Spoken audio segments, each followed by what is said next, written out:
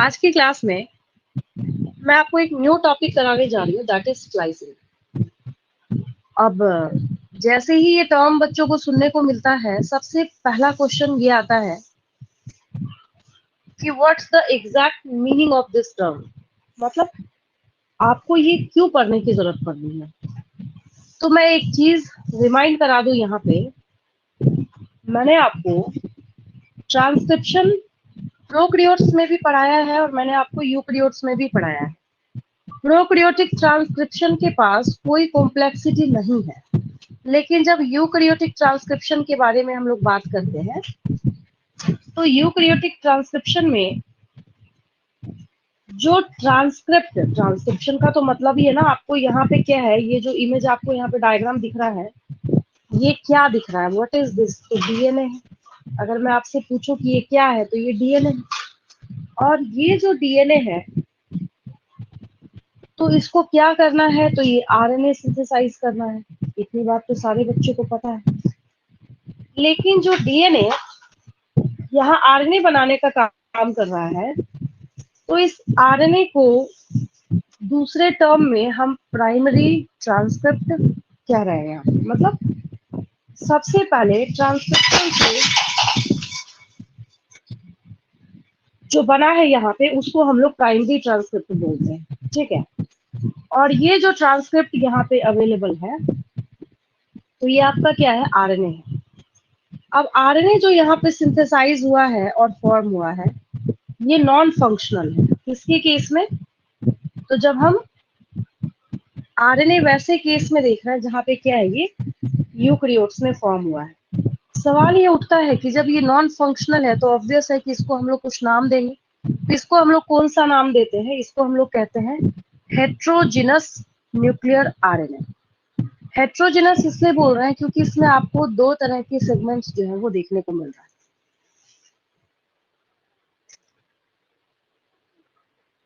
अब ये जो दो तरह के सेगमेंट है, उसमें से एक आपको इंट्रोन दिख रहा है और एक आपको यहाँ पे क्या दिख रहा है, एक्सोन दिख रहा है, ठीक है।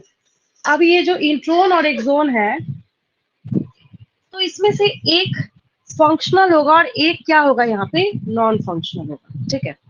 सवाल ये उठता है कि दोनों में से फंक्शनल कौन सा है, नॉन फंक्शनल कौन सा है। तो ये एक्सोन जो आपको यहाँ पे नजर आ रहा है, इसके बीच बीच में एक चीज याद रखेंगे कि इसको कौन सा कलर प्रोवाइड किया गया है। यहाँ पे इंट्रोन को ऑरेंज कलर दिया गया है और एक्सोन को क्या दिया गया है, यहाँ पे येलो कलर दिया गया है। तो हमें यहाँ से हटाना किस चीज को, अच्छा इस स्ट्रैंड को सिर्फ देखेंगे, और अभी मैं क्या बोल रही हूँ नहीं बोल रही हूँ उसको साइड में करते हुए मुझे एक क्वेश्चन का आंसर देंगे यहाँ पे सारे बच्चे, कि ये जो आपके पास येलो और ऑरेंज सेगमेंट है, दोनों में से हटाया किसको जा रहा है, येलो वाले को या ऑरेंज वाले को? ऑरेंज वाले को। ठीक है, कैसे पता चल रहा है कि ऑरेंज वाले को हटाया जा रहा है, कैसे पता चल रहा है? उसको फोल्ड करके कट किया जा रहा है। हाँ, ये चीज और है। एक तो ये, और जो रहा सहा आपका डाउट है उसको क्लियर करने का काम कौन कर रहा है, ये लास्ट वाला हेड जो है, इसमें आपको क्या है, ऑरेंज कलर कहीं भी बिल्कुल भी नहीं दिख रहा, ठीक है। तो बोलने का मतलब हुआ कि इतने से भी आप कॉमन सेंस लगा सकते हैं कि यहाँ पे बीच में हर्डल की तरह कौन रोल प्ले कर रहा है। तो जो इंट्रोन है आपका, इंट्रोन सारे के सारे क्या है, यहाँ पे हर्डल्स हैं, और ये क्या कर रहे हैं, इसको इंटरप्ट करने का काम कर रहा है। मतलब जब तक ये इंट्रोन इनके बीच में बैठा रहेगा, कभी भी ये इस आरएनए को प्रोटीन सिंथेसाइज करने नहीं देगा। सारी बातें आपको समझ आई? अभी क्या है, ये अभी इस कंडीशन में जैसे ये बना है, तो कई बार ऐसा होता है कि आरएनए लिखने की बजाय आपको प्राइमरी ट्रांसक्रिप्ट लिखा जाता है। क्या लिखा जाता है? प्राइमरी ट्रांसक्रिप्ट लिखा जाता है। और प्राइमरी ट्रांसक्रिप्ट हम एमआरएनए को भी बोलते हैं, ठीक है, क्योंकि ट्रांसक्रिप्शन से तो वही बना है। और स्पेशली किसके केस में, जब हम यूकैरियोटिक यहाँ पे पढ़ाई कर रहे हैं उसके बारे में। दूसरी बात ये है कि अब यहाँ पे ना कुछ बीच में टर्म्स आएंगे ऐसे, जो आपको यहाँ पे सीखना है। थोड़ा मैं इसको पहले क्लियर कर दूं, उसके बाद बात करती हूँ। टर्म क्या सीखना है, सो देखिए। एक और चीज, अगर इस mRNA के स्टैंड को हम ध्यान से देखें तो राइट साइड में 5 प्राइम एंड है, और मतलब आपके हाथ के अकॉर्डिंग अभी जो फिलहाल है, लेफ्ट साइड में 5 डैश एंड है और राइट साइड में क्या है, 3 डैश एंड है, यानी 5 प्राइम 3 प्राइम। तो यहाँ पे जो 5 डैश एंड है, इसके साथ आपको यहाँ पे जी पी पी पी, अगर जी पी होता guanosine monophosphate, G P P guanosine diphosphate, G P P P मतलब 3 पी है तो गुआनोसिन ट्राइफॉस्फेट। ठीक है, ऐसे हम लोगों ने क्या किया है, इसका नाम रख रखा है, तो ये गुआनोसिन ट्राइफॉस्फेट है। नीट के एग्जाम में सीधा सीधा ये क्वेश्चन पूछा जाता है कि आखिर किससे हम लोग यहाँ पे इसकी कैपिंग करने का काम करते हैं। तो कैपिंग किससे किया जाता है, गुआनोसिन ट्राइफॉस्फेट से हम लोग इसकी कैपिंग करते हैं। फिर उसके बाद इसके दूसरे एंड को ध्यान से देखेंगे, ये 3 डैश वाला जो एंड है, जहां पे लिखा हुआ है आपका पॉली ए टेल, तो ये टेल वाला जो पोर्शन है, तो एक्चुअली क्या है इसमें, इसमें जो एडिनाइलेट है इनको ऐड किया गया है। तो जब हम लोग इनको ऐड करते हैं तो हम लोग इस प्रोसेस को क्या कहते हैं, एडिनाइलेशन कहते हैं। जो यहाँ पे आपको पॉली एडिनाइलेशन बोला जा रहा है, इस प्रोसेस का नाम क्या है, एडिनाइलेशन है। ठीक है, ये भी बात हो गई है। तो इतनी मेहनत मशक्कत करने के बाद जब ये कैपिंग होगा और एक टेल आके अरेंज होता है, तो ये क्या करते हैं, ट्रिगर करते हैं कि जो इंट्रोन वाला सारा का सारा सेगमेंट है, वो इंट्रोन वाला सारा सेगमेंट क्या हो जाए, यहाँ पे इसको, ये जो प्रोसेस जो यहाँ पे ऐसे लूप बन रहा है, इसको बोला ही जाता है लूपिंग। यहाँ पे क्या बोल रहे हैं हम लोग, इसको लूपिंग बोल रहे हैं। ठीक है, तो यहाँ पे ये वेरियस लूप्स फॉर्म होते हैं, और जो आपको यहाँ पे लूप्स बनता हुआ नजर आ रहा है, फाइनली इन इंट्रोन्स को इन लूप्स के फॉर्म में यहाँ से क्लीव करके हटा दिया जाता है। और जब ये हट जाते हैं तो हमारे पास फाइनल रिजल्ट क्या बचेगा, फाइनल रिजल्ट जो बचेगा वो आपके पास यहाँ पे जो mRNA है, now this mRNA is functional, ये फंक्शनल हो जाता है और इस लायक है कि ये क्या कर सके, फाइनली प्रोटीन सिंथेसिस कर सके। जो प्रोटीन सिंथेसिस मैंने आपको पहले सिखा रखा है, तो पहले सीखने से एक इम्पॉर्टेंट बात क्या हो जाती है यहाँ पे, अब आपको पता है what's the importance of specific codes in protein synthesis, यानी कि वहां पे जो कोड्स है उसकी क्या इंपॉर्टेंस है। अगर आप स्पेसिफिक कोड नहीं प्रोवाइड करेंगे तो उससे क्या होगा, सारी चीजें आपको ऑलरेडी यहाँ पे पता है। ठीक है, तो ये स्प्लाइसिंग है, इसको थोड़ा सा, बहुत ज्यादा तो नहीं, शॉर्ट में मैं इसको नोट कर देती हूँ, मेरे साथ साथ नोट कीजिए।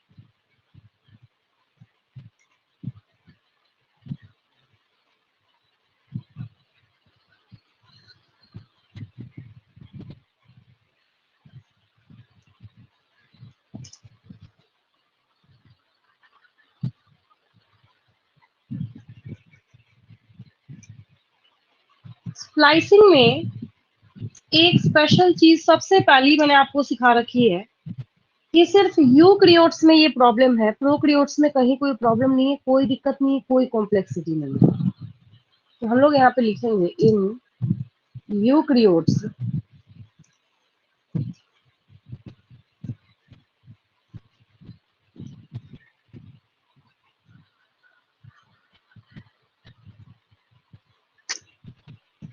प्राइमरी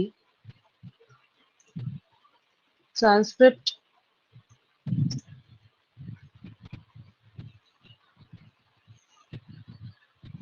जिसको हम लोग यहाँ पे बोलने जा रहे हैं हेट्रोजिनस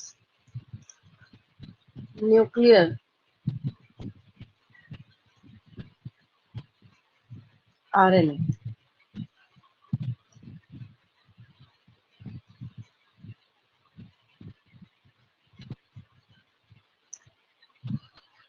इसी को HNRNA, आगे जाके हम लोग हर जगह पे क्या लिखेंगे, इसको HNRNA लिखेंगे, इसी को लिखेंगे। हेट्रोजिनस का यहाँ पे क्या लेंगे, H, न्यूक्लियर का N, और RNA तो खैर है ही है, ribose nucleic acid. Primary transcript that is HNRNA contain both exons and introns. पहली बात तो ये कि कौन कौन सी चीजें इसके पास अवेलेबल है, कौन कौन सी चीजें इसके पास प्रेजेंट है। इसके पास क्या है, एक्सोन भी है और इंट्रोन भी है। देन अब आपको पता है सबसे इंपॉर्टेंट चीज, भाई दोनों में से नॉन फंक्शनल कौन सा है, इसको आपको मेंशन करना पड़ेगा। Introns are non functional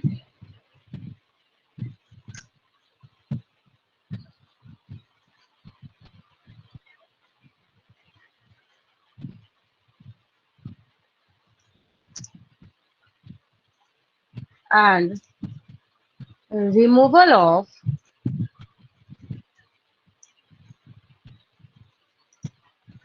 all the introns and joining of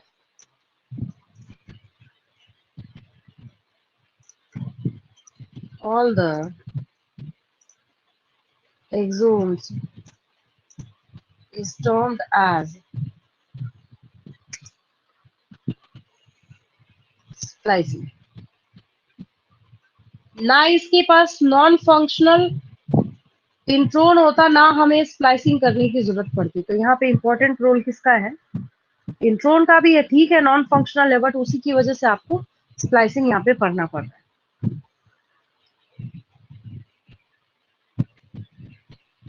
तो अब हम लोग शॉर्ट में जो हेट्रोजिनस न्यूक्लियर आरएनए है, इसको हम लोग क्या कर सकते हैं, HNRNA लिख सकते हैं। HNRNA undergo capping and tailing। दो प्रोसेस होगा इसके पास, बीच में लूपिंग भी होता है, बट हम लोग कैपिंग और टेलिंग भी अगर मेंशन कर दें तो ये भी बहुत है। अब दूसरे पेज पे हम लोग जो है वो कैपिंग लिख लेंगे।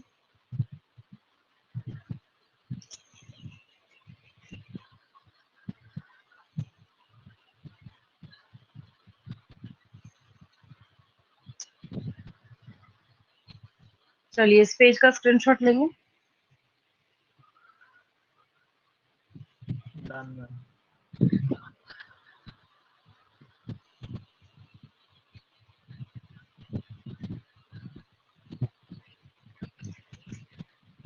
Capping in capping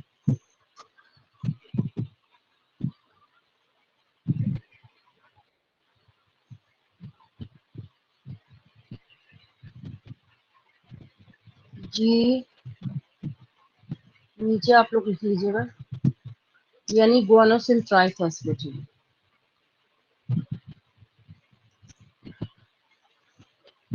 गुआनोसिल triphosphate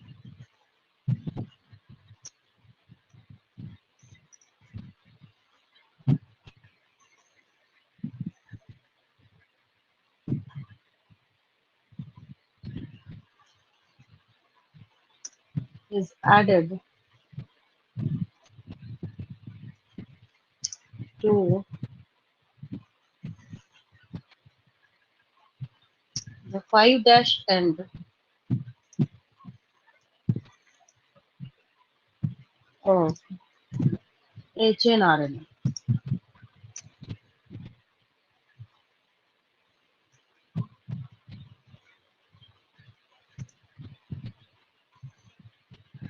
Tailing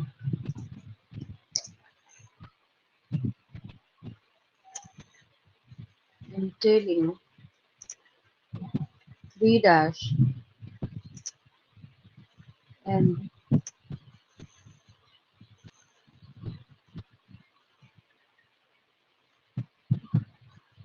of hnRNA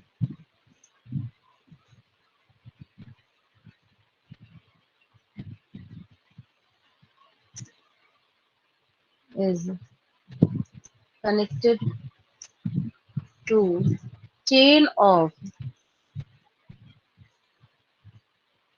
200 to 300, 200 से 300, 200 to 300 adenylates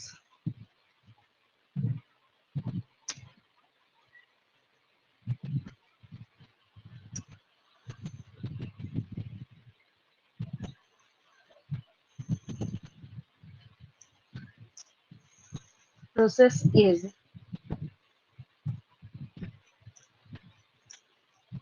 adenylation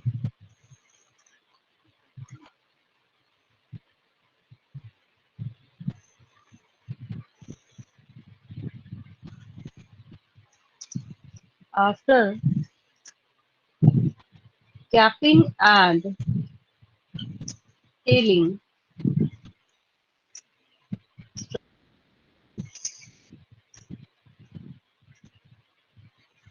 hnRNA forms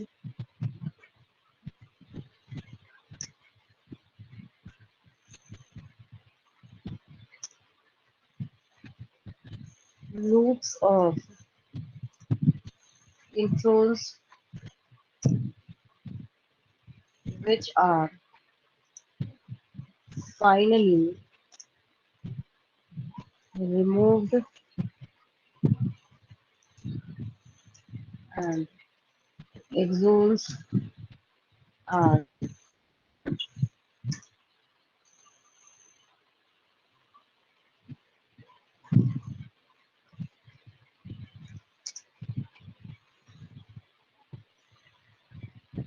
after joining of all exons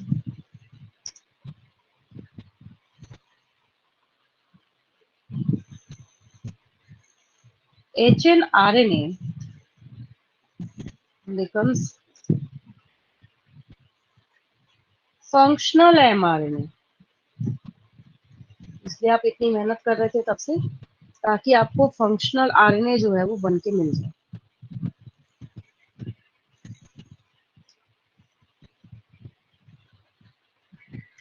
चलिए पेज डन हो गया।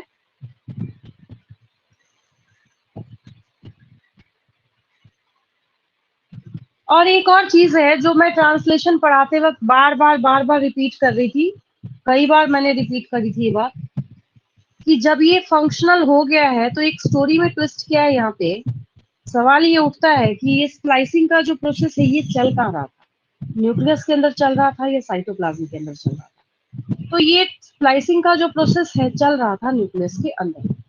जैसे ही ये स्प्लाइसिंग का प्रोसेस होता है उसके बाद then the functional mRNA is transported out of the nucleus for translation। इसको वापस बाहर भेज दिया जाता है क्योंकि ट्रांसलेशन कहाँ होना है आपका, साइटोप्लाज्म में होना है। इसलिए एक लास्ट लाइन लिख लीजिए, वैसे भी डन हो चुका है स्प्लाइसिंग में, आपको इतना लिखना है बस।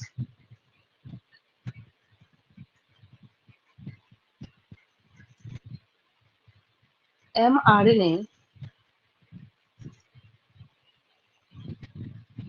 is transported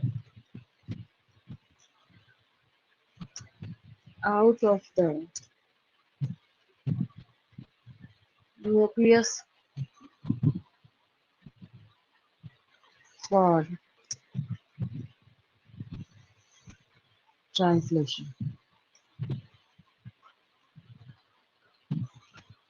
बस हो गया ही।